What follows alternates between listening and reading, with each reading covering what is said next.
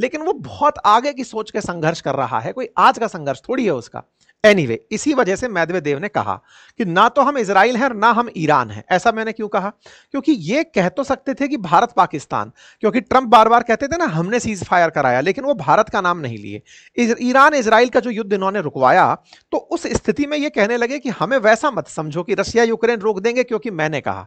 इसका मतलब साफ संदेश था कि युद्ध रोकने के लिए हमारी तरफ उम्मीदों से मत देखना कि तुम्हारे कहने से रोक देंगे। दूसरा point, each new ultimatum is a threat. तुम ये जो बार बार हमें अल्टीमेटम देते हो ना, इतने दिन में रोक दो, इतने दिन में रोक दो, मैं इसे थ्रेट ही मानता हूं, और मानता हूं कि ये अगला कदम अब युद्ध के लिए ही उठ रहा है।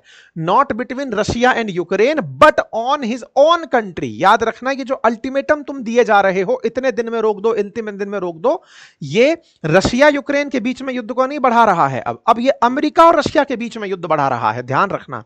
तो बोल ये रहे हैं, शब्द किसके हैं? पुतिन के। क्यों बोला जा रहा है? ताकि ट्रंप को उन्हीं के अंदाज में जवाब दिया जा सके। तो इनने जवाब दे दिया।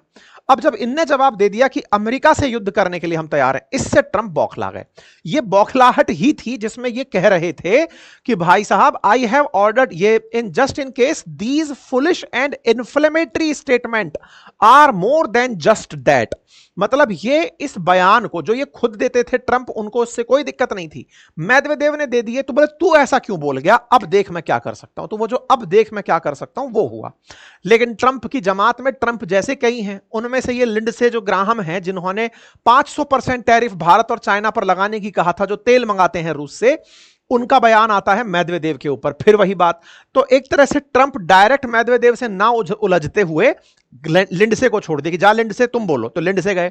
तो ये जाकर के रशिया की तरफ, रशिया को बोलने लगे, to those in Russia who believes that president Trump is not serious about ending the blood bath between Russia and Ukraine, you and your customer will soon. अब ये जो पॉइंट है ना साहब, आप और आपके ग्राहक, ग्राहक कौन है? अपन लोग, इंडिया वाले और चाइना वाले। और ये इसी आदमी का था ना बयान, आपको याद होगा, सबसे पहले यही बोला था 500% टैरिफ लगा दो अगर युद्ध रुकवाना है।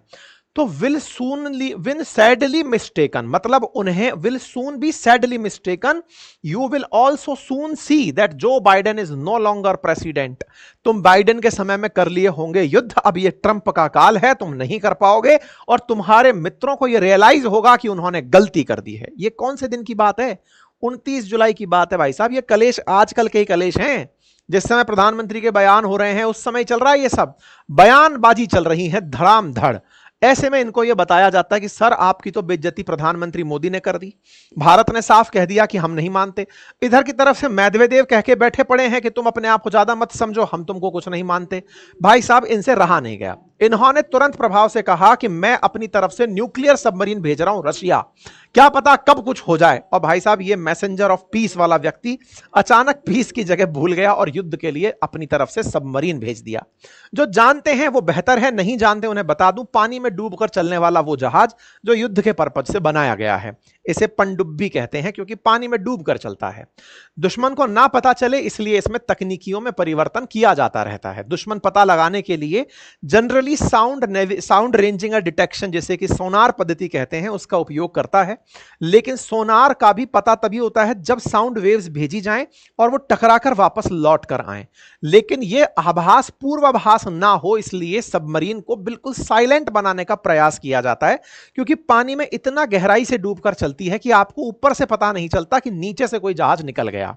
ये जो नीचे से अंडरग्राउंड होकर निकलने वाली जो इसकी अद्भुत कला है, ये कई तरह से पहचानी जाती है। पहचानी से मतलब, अगर मान लीजिए कि इसमें डीजल इंजन लगा है तो बुलबुले ऊपर की तरफ निकलते रहेंगे, तो बुलबुलों से अंदाजा लग सकता है। इसलिए उसके स्थान पर डीजल के बाद इलेक्ट्रिक प्रकार की सबमरीन प्लान की गई, ताकि डीजल से चले, इलेक्ट्रिक इंजन को मतलब बैटरीज को चार्ज कर ले, और जब उसको अंडरग्राउंड होना हो तो वो बैटरी से, क्योंकि बैटरी पॉल्यूशन के बिना चलेगी, बिना गैस निकाले चलेगी, तो वो अंडरग्राउंड साइलेंटली निकल जाएगा।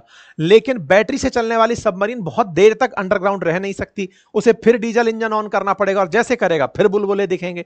तो डीजल से इलेक्ट्रिक अपने आप में एक उन्नत तकनीक थी। उसके बाद तकनीकियों में परिवर्तन हुआ और फिर न्यूक्लियर रिएक्टर से चलने वाली सबमरीन्स आई, जिनमें कोई पॉल्यूशन गैस के रूप में नहीं था। जब गैस के रूप में नहीं था तो ये साइलेंटली चलने की स्थिति में हुआ करती थी और दुनिया में होड़ मच गई न्यूक्लियर सबमरीन बनाने की। अब दो बातें हैं, न्यूक्लियर सबमरीन और nuclear capable submarine. Nuclear submarine बोले तो जो चलने में न्यूक्लियर रिएक्टर की ऊर्जा का उपयोग करे, और न्यूक्लियर कैपेबल का मतलब है कि भले ही वो चलने वाली डीजल सबमरीन हो या डीजल इलेक्ट्रिक हो, लेकिन न्यूक्लियर बम फेंक सके। तो ये बात जो बम फेंकने की है ये तो किसी में भी हो सकती है, मतलब वो कैपेबिलिटीज है, विकसित की जा सकती हैं। लेकिन रिएक्टर से चलने वाली सबमरीन बनाना ये अपने आप में एक उन्नत तकनीक मानी जाती है। कहा जाता है कि ये फिर स्टेल्थ प्रकार की हो गई कि आप पकड़ नहीं सकते इसे, ठीक है। तो इन्होंने अपनी तरफ से न्यूक्लियर सबमरीन भेजी है, अर्थात जो पकड़ में ना आ सके वो सबमरीन भेजी है। तो उम्मीद है आपको टाइप ऑफ सबमरीन बेसिक तरीके से, फिर हथियार फेंकने के आधार पर कि यहां से निकला हथियार घूमकर जाता है या सीधा जाके मारता है, तो क्रूज है या बैलिस्टिक है, इस तरह से यहां से चीजें निकल कर आती हैं। बात